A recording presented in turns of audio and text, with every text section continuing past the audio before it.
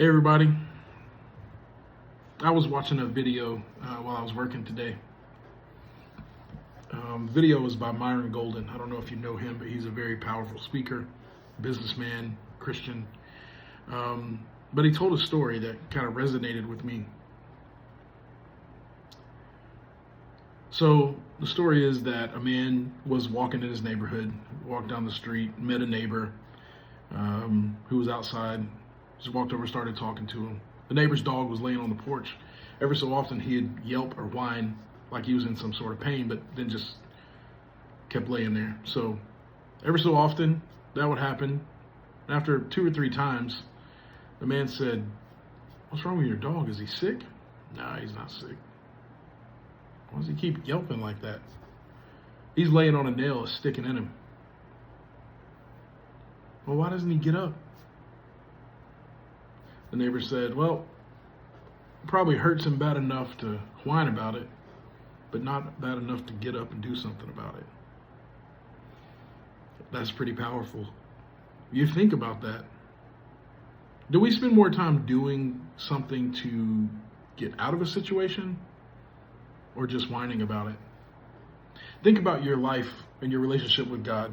When you go to pray, do you just whine about a lot of things? Or do you ask God for a direction on how to fix things? Too many times I think we want God to just put things right in our lap.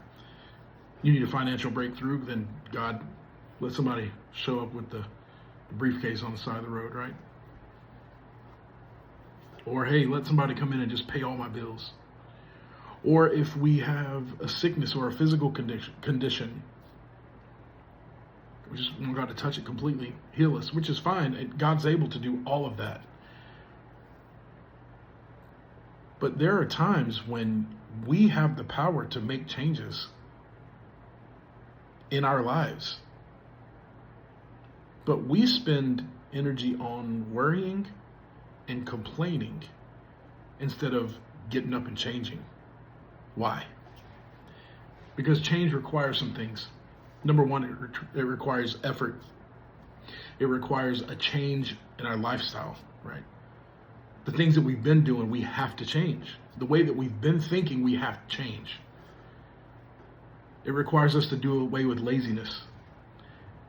It requires us to move differently than we've been moving. So God's there to help you. But we've got to do the changing.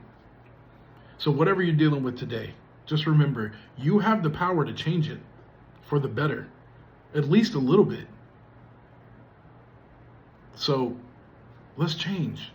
Let's don't just whine about it. Let's get up, go find another place to sit. Go find another place to lay where it's comfortable.